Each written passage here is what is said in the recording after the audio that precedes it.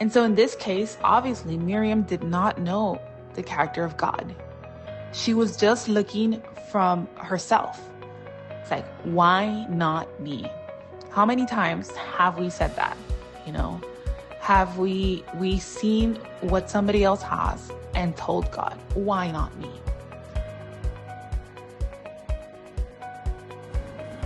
Hello guys, we have decided to come up with something new. Not sure if to call it a series. We will be posting some episodes about our voice notes. We have talked in the past that initially our podcast started like this, an idea on a voice note. But thanks to Evelyn and her insistence, we have decided to put some of our voice notes out really raw, really unscripted.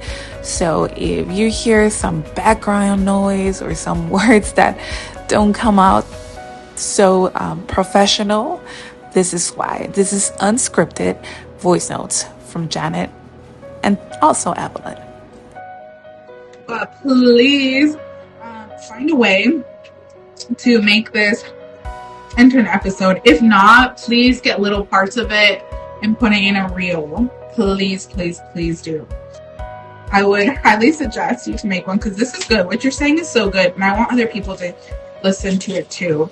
If I find a way to download it, I will send it to you through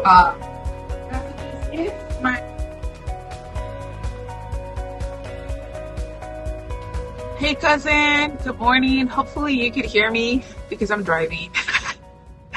So hopefully this is loud enough. I'm going to try to talk a little louder. I know it's been a while since we haven't talked. I didn't want to really bother you since I know you're like in the end of the school year, maybe summer coming in. I don't know if you're going to work for summer. So I'm like, she's probably busy. So I haven't really messaged you anymore. But hey, I'm like, I think today's the day. It's my last day of the week. So I'm like, I think it's a good day to reach out. Like I said, if you're busy and you can't hear this, it's totally fine. You don't hurt my feelings if you don't listen to it today, which is perfectly fine. Just wanted to reach out and share a little something that from time to time I get these thoughts in my head about things I've read or about how God speaks to me, and I just like to share. So recently I've been thinking about Moses a lot. But Moses is just, I love his story and all the stages of his story that he has in his story, because like basically we hear about him since he was in the womb, and then when he was born, and then we see his teenage years, his adult life, we see everything, and I think that's pretty cool. It's like seeing a movie of a life of somebody, or like a documentary. I think that's cool. But I'm just gonna grab like a little piece here and there. I'm not gonna grab it since the beginning, but a little piece of his story. Well, it is his story, but it's things that happen around him. And so I thought that was really, I think a while back I had a sermon on this. A while, like at least a year. I had a sermon on this, and I thought it was very, very interesting. And I had a sermon because during my sermons I like touching sensitive topics and calling people out. I don't know why, but every time God calls me to preach, even if it's not my church, like it's somewhere else, I touch very sensitive topics that some people don't like to hear, and I'm like, man, I hope they don't take it personal, because they're deep stuff. And during this time my church was going through something really rough. There was a lot of, complicated people that made things so difficult, and I think that they hated my sermon for that. But anyways, that's not the point of the the audio. What I want to share is that, so let me put like the setting of where the story is. So Moses and the Israelites had been a while in the desert. They had passed through so many things that we're not going to go into because we know what they what they went through. And you remember, Aaron, his, what was it, his brother and the sister, Miriam was her name. Was it Miriam or Mary? I think it was Miriam. Sorry if I got the names wrong. Like I said, it's been a while since I go over this story. Well, the sister, that same sister that took him to the river. I think it was Nile. I'm not sure. Took him to the river so the princess, or the daughter of Pharaoh, would pick him up, right? It was a very worked out plan, by God and by the family, so Moses could live. And so that same sister is who I'm talking about years later, now as older, not as a little girl, but as somebody way older.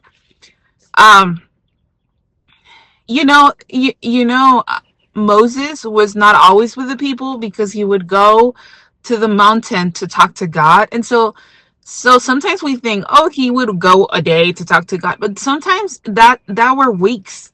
Those were weeks. Like, I mean, it was a long time where he left. And so I want to say sometimes even months, because like, if you remember the story of when they built the goat and worshiped the cow or something out of gold, that takes time to build. So I imagine that Moses was not like a day or two up there and came back. So there was a lengthy time that he would get away from the people and be with God.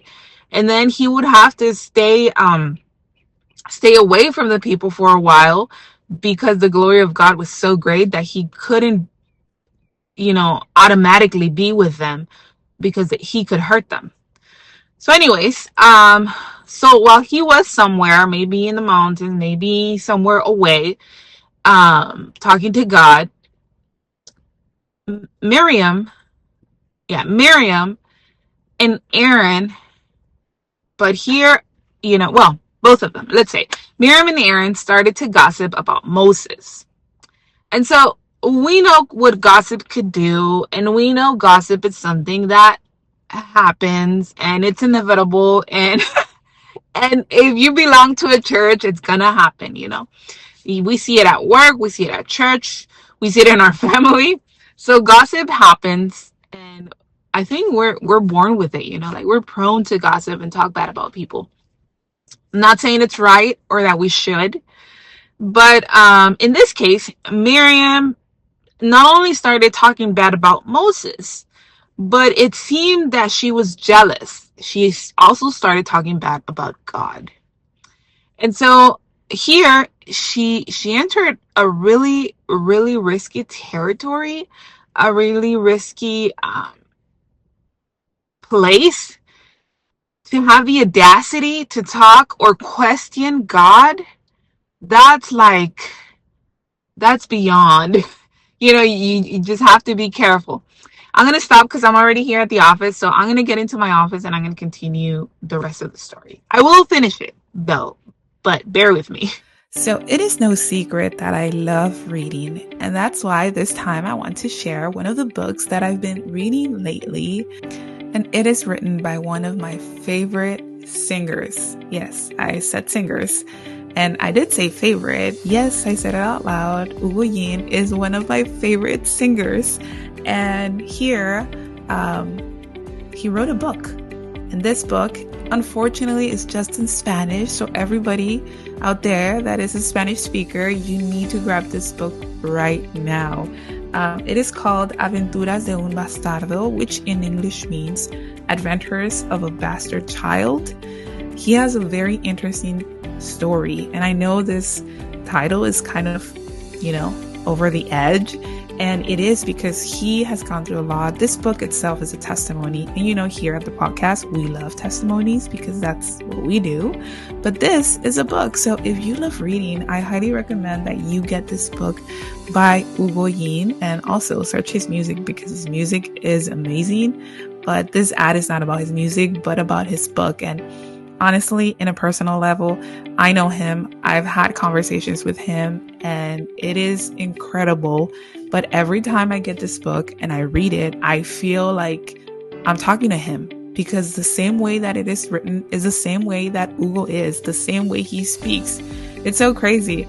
But if you want to get to know him better, if you already know his music, by the way, he was in Forgiven. So maybe you know him for that. But I highly recommend you get this book. This book is a great read. It's refreshing. Anybody could read it. It's so simple. It's a very simple read that you'll get to enjoy. And if you see the tabs, it's because I'm taking it slow because I don't want to finish it. It is so good that I don't want it to end. So I'm enjoying it little by little. But yeah, where can I get it? This book is found in Amazon. But if you are familiar with Keen, there's also an ABC bookstore, and that ABC bookstore is also online, so you could also purchase it there. But if you live in the area, you could go to the ABC bookstore and find it there as well. I have spoken to him, and he has plans on publishing this book in English. He doesn't know when, but whenever it's out, be sure that I am going to be here to let you know where you could grab it for our English speaking people. But if you speak Spanish, this is a great book to start reading and enjoying. Believe me, you're not going to regret it. Okay, I'm here. So there's a lot of things that happened with Miriam. She started comparing herself to Moses. And I think that's one thing that the enemy tends to use with us. Because I know we felt like that before. And like we had talked about in another voice note, it's the blessing that God has prepared for me. It's not the blessing that he has prepared for Evelyn. And that doesn't mean he loves me less or that he loves Evelyn more. It's just that he has prepared unique blessings for unique people. For certain people, he has certain blessings. And sometimes we see it as like, well, you give him and you don't give me. And so jealousy started hitting Miriam's heart, right? Why Moses? Why this? Why that? What does he have that I don't have? And, if you know God's character, you know he does not work like that. He doesn't choose people based on favoritism or based on, because he's my favorite or he's the best or he's more qualified. No, he doesn't work like that. We are called to different things because God sees something in us that he's going to be able to use for the greater good. And so in this case, obviously, Miriam did not know the character of God.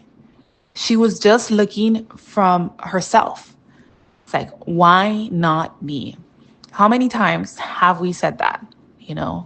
Have we seen what somebody else has and told God, why not me?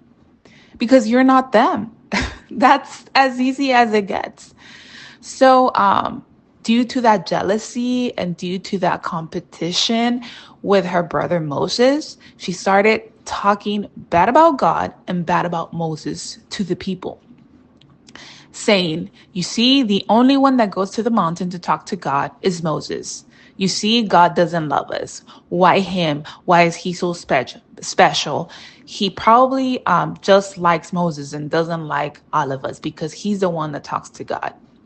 And later on, during that time as well, she talks bad about Moses, saying he's not such a great leader as you think he is. He's messed up a lot. He has a temper, and he's this and he's that and he's that. So the people could look back at Moses and basically overrule Moses and kick him out as a leader. So here she's hurting her own blood, first of all. She's talking bad. She wants something bad to happen to her own brother. She wants to bring hurt to her brother, her blood.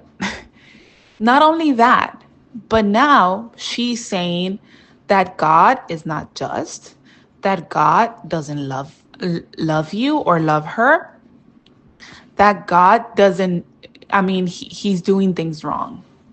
The audacity of doing that, right? And so Aaron, he forms part of the gossip, but he is not the one that starts the gossip. And so he's simply agreeing to the things she's saying, but the cause of everything is Miriam, because she started this gossip. She started inventing things. She started instigating and gossiping.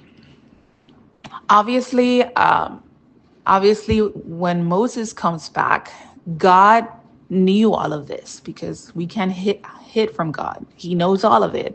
And so God knows that what Miriam did, what Aaron did, gives her a little bit of time, because God always gives us some time to reflect, gives her a little bit of time. And once Moses comes back, he sees chaos going on, people complaining, people talking bad about him, talking bad to him. He's like, what just happened? Everything was good when I left. What just happened?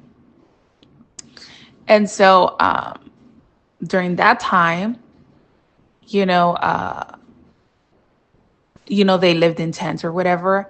And Miriam, during that community, they hear a big shout, and Miriam comes out of her tent. And she has leprosy. And it's like, what? Like, she's shouting, I have leprosy. And everybody's scared of her. She's completely. And so God tells her, I have seen what you did. You have talked about me and my son Moses. Tells her that, the same way that gossip consumes people and hurts people, it's the same way that leprosy works. So God is like, I want you to feel in your skin what you are doing through gossip. And then God says, and during this time, the people will not move. Everybody will have to wait until this passes. Meaning that, they were in the desert and they always had to travel. They were constantly moving because obviously they were in the desert. So they wanted to get to their destination, which is Canaan. But he's like, while you're like this, no one will move. And the people will not travel. They will stay. So they wasted more time. Obviously, we know that the Israelites were 40 years in the desert, which that they should have gotten there in 4 days. But due to the problems and the gossip and the false worship, all of that delayed them. And I think the spirit of prophecy says that the hand of God knew that they needed to mature before they get to Canaan. And so he allowed for them to get lost, for them to delay their destination for where they were going to, because the distance, if you look at the map, is so close. It is so close. So there's no reason why they took so long. Well, there is, but you know what I mean. And so God says, this is going to happen because of what you did. And so Moses is like, he just finds out and he's like, what is going on? He is so scared for his sister. God also calls out Aaron, and he tells him that what he did was wrong and this and that. But he doesn't punish him the same way. Maybe I want to think that Aaron had a good heart.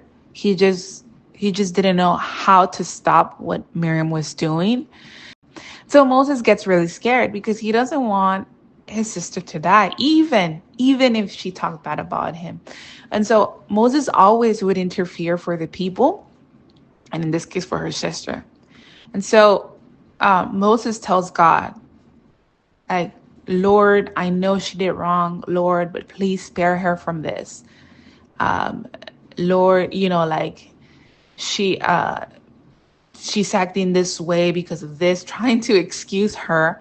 Um, and God is like, don't worry, Moses. This is just a lesson. I'm not going to take her life. She's going to be sick, and she has to reflect on her actions. So please, let this pass, but I won't hurt her to the point of her losing her life. And so that's a private conversation Moses has with God.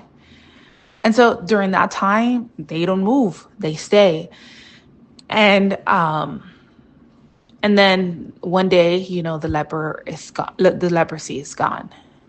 But obviously, during this time, there is a intimate reflection that Miriam does, and she says, like, I shouldn't have done that. I want to change. And so there's like a deep reflection on her and how she changes and how she asks God for forgiveness and how she accepts her mistake. And that's a good thing, right? But some of the things that I see of how this applies to our life. First of all, gossip. Gossip has existed over the years, ever since sin came into the world. It still does. And I have seen how much it hurts and how much it affects a church, a family. And I know it's something that we sometimes we don't think about, and sometimes it just comes out, like when you find out something about someone. Oh, guess what? This and that. It's so easy. It's so easy to do that. But look at how much it hurt. How much people were hurt through this gossip. Through Miriam's gossip, and meaning that we think that when we gossip, we don't hurt people. Oh, it's just this and that. Oh, it's just information. No, here we can see through the Bible how gossip affects so many people. You might think you're just telling one person, but you don't have an idea of how many people will be affected by that information that you're sharing. And so here we could see a whole nation was stopped. And their trip, we want to call it trip, and their was delayed. Was delayed because of those bad actions. And talking about the leprosy, gossip consumes. It consumes you. It consumes the person that is spreading it. It consumes and hurts, like a plague. And so you do more hurt by gossiping than by keeping the information or keeping that information. And so that's one thing. Another thing that I was thinking about was, that's so incredible that the person that brought the biggest blessing for you could be the same person that brings the biggest curse for you. Meaning that Miriam was the one that basically saved Moses' life by taking that basket and then going to the princess and saying, oh, I have somebody that could take care of, she was the basically caretaker of Moses. And then that same person that was like your second mom is the same person that wants to destroy you. That's crazy. And that's another lesson that, a person could show us that they are trustworthy, that they're nice, that they're there. And that same person, years could go by, and that same person could be the person that hurts you. And I've seen it over and over. And I'm like, that's so scary. You can never stop knowing someone. you might know them for a couple of years and you're like, oh, this person is amazing. Oh, the person is so this and that and that. And then people change. And it's crazy to think that people change. That's why we need to place only our trust in God. I mean, not saying, yes, we need to trust people, but knowing that they're not perfect, knowing that, yeah, they could fail you. And I think that's another lesson that I was thinking about. And I think another lesson would be like, to us, be very careful with the information you share. If it's gonna hurt somebody, if it's gonna affect the reputation of someone, don't share it. Like don't share anything. If it's not gonna make anybody grow, or it's irrelevant, what's the point of sharing it? And I'm not saying that I don't gossip, because I think everybody gossips. I have gossiped myself, and I'm not proud of that. But intentionally, I have, every time like that, I try to share information, or I'm going to share something. I'm like, no, Jannet, keep to yourself. There's no need for you to share that. No, Jannet, don't. And so I keep refraining myself, because, I think if we see how important gossip is for God, that he did this to Miriam. Imagine when he hears us. And we have to remember that God came to die for all of us. And so, you are his daughter as much as I am. So if one day I talk bad about Evelyn, or I gossip about Evelyn, how do you think God feels when he sent his son to die for the person you're gossiping bad about? It hurts, it really hurts him. And so thinking about those things and those factors, like what I say, is it gonna, how is God gonna see what I say? If I share this information, will it be something that God approves of, or no? And I think that's a question that we need to ask ourselves more often before we speak. But anyways, there's so many lessons in here that I really like, and I think it's a great story that honestly I don't hear a lot in sermons or in places talking about this portion of the Bible, or this portion of the story of Moses, which I think it brings a lot of lessons and a lot of reflection. But anyways, this is already 10 minutes, so I will let you go. Like I said, you don't have to hear this now, but whenever you do, you could share some feedback or some thoughts. I would love to hear them. Anyways, I hope you have a good day. Enjoy your day, and I will. And now I have to get to work. Anyways, talk to you later. Bye.